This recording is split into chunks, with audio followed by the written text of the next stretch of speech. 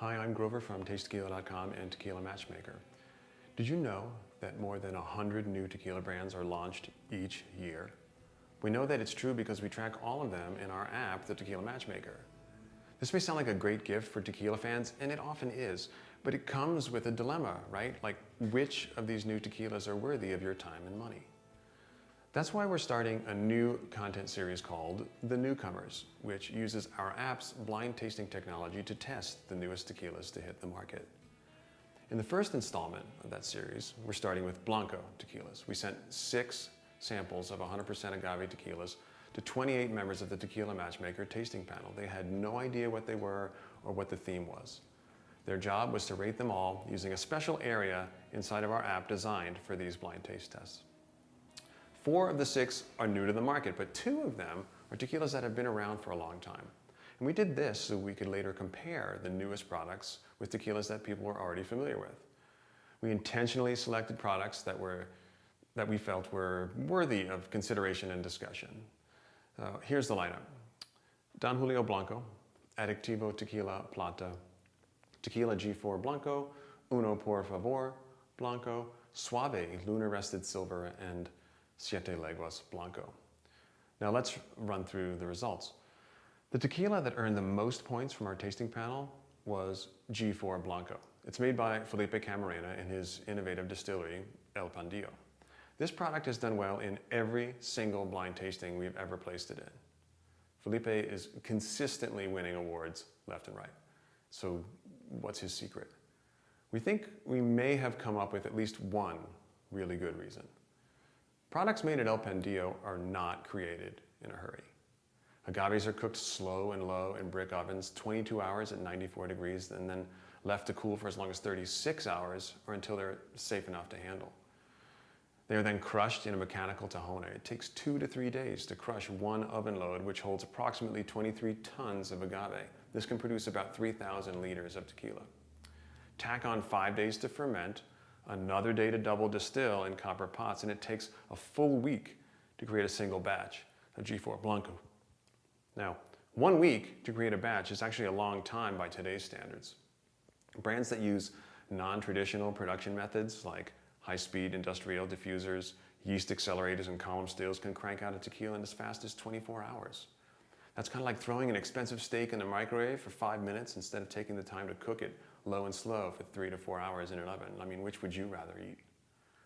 The same thing applies with tequila production. Not all processes are the same. The agave is such an amazing plant. And when it's cooked slowly, it's able to provide so many amazing gifts. Gifts that come in the form of aromas and flavors and complexity and personality. But when the process is rushed, the agave has no time to give us these gifts. The best it can do is give us a neutral spirit, which then requires the use of additives to bring some type of aroma and flavor to the finished product. And I know that was a bit of a rant, but sorry, it's how I feel. So let's get back to the original topic. Panel members found G4 Blanco to be simultaneously complex yet easy to drink.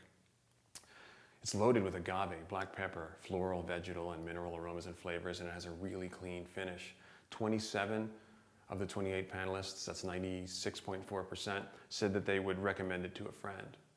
You can buy G4 Blanco online at Old Town Tequila for just $30. That's a complete bargain. Now maybe there really is something to not rushing the process, because the tequila that scored the second most points spent a full lunar cycle, which is 28 days, resting in a barrel before it was bottled. Suave Lunar Rested Silver was created by Jaime Villalobos Souza at Hacienda de Oro, which is known 1522 in Amatitan, Jalisco. Organic single estate agaves from the Tequila Valley are cooked in an autoclave for about 12 hours before they are put through a roller mill. After fermentation, which takes up to 3 days, the juice is then double distilled in stainless steel stills with copper tops. Some of the panelists commented that it had a slight amber color, which isn't normal for a Blanco, but that's because it came in contact with a barrel, specifically an American oak barrel previously used for Kentucky bourbon with a medium char. This is the source of the natural vanilla and smoke that panelists found, which is uncommon for a Blanco that doesn't have to rely on additives. They also found cooked agave, black pepper, citrus, cinnamon, and mint in the aroma and flavor. And by the way, it's totally legal to rest a Blanco in an oak barrel for up to 60 days. Any longer than that, and it would then become a reposado. Suave Lunar rested silver goes into the barrel on the day of the full moon and then is removed 28 days later during the next full moon. And the online retail price for Suave Lunar rested silver at Old Town is $55. The third highest scoring tequila is an old favorite for many people, Siete Leguas Blanco.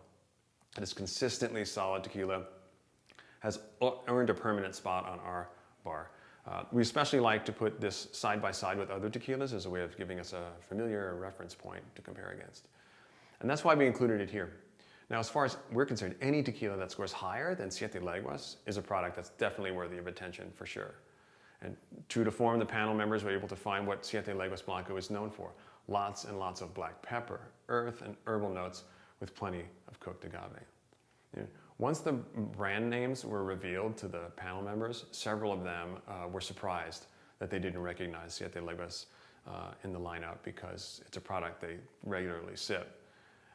And really, that's the beauty of blind tasting, right? You get to learn about what you truly like without any influence from marketing, branding, personal relationships, or past experiences. So, Siete Leguas Blanco sells for $40 online at Old Town Tequila. Now, fourth place was another familiar product, Don Julio Blanco. This cost $10 more than Siete Leguas, so the judges gave it lower marks on value.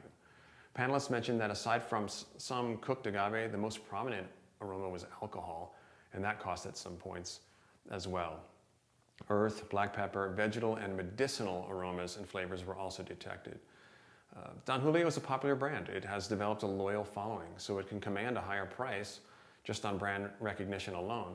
But when it's tasted blind, it reveals that the product itself may indeed be overpriced. And speaking of value, it factored heavily with the fifth place finisher, Uno Por Favor Blanco, which retails for $50 at Old Town Tequila. The price point was responsible for dragging down its overall score. But interestingly enough, when looking only at scores awarded for aroma, flavor, and finish, Uno Por Favor actually finished in third place, scoring higher than both Siete Leguas and Don Julio. So the data shows that the tequila itself is pretty damn good, which is the most important thing as far as we are concerned.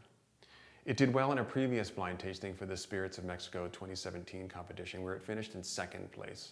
It's made at NOM 1479, which is Hacienda La Capilla in the southern region of Los Altos, Jalisco. Agaves are cooked in an autoclave and double distilled in small copper pot stills. It is then oxygenated, which helps to create a softer, more rounded mouthfeel. Panel members found herbal, cinnamon, vegetal, and mint aromas and flavors, in addition to cooked agave, and remarked that although it was a quality product, they had a little difficult time justifying the $50 price tag. And finally, panelists had a lot to say about the sixth place finisher, which generated the most comments because of its overwhelming sweetness. Adictivo Plata is, quite frankly, not designed for tequila aficionados, and that's entirely what the Tequila Matchmaker tasting panel is comprised of. The flavor profile of this product was designed for an entirely different type of tequila drinker. For example, when we were getting the kits assembled, I poured a sample of Adictivo Plata for my brother-in-law, Philip, who has a serious thing he loves all things sweet. He's not a tequila aficionado or even a fan of tequila at all, so I was definitely interested in his reaction, and no surprise that he loved it and asked where he could buy it. He's probably drinking it now, I don't know. And that's the point of this particular product. It's a tequila for people who don't, or think they don't, actually like tequila. Now, if you're an experienced tequila drinking aficionado, you can either complain about products like this, or you can see it for what it really is. It's a gateway tequila. Other than a ton of sweetness, panelists found a lot of floral, fruity aromas and flavors. You can buy Adictivo Plata online at Old Town Tequila for $37. So what are the high-level takeaways from this experiment? Well, first, the fact that some new tequilas rated higher than old standards says it's definitely worth exploring new brands.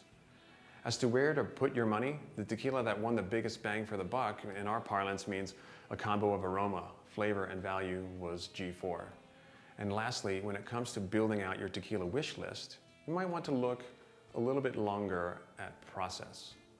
you can use the Tequila Matchmaker app to uncover the production processes a brand is using. And this can then help you narrow down your selections. So thank you for watching, and salud.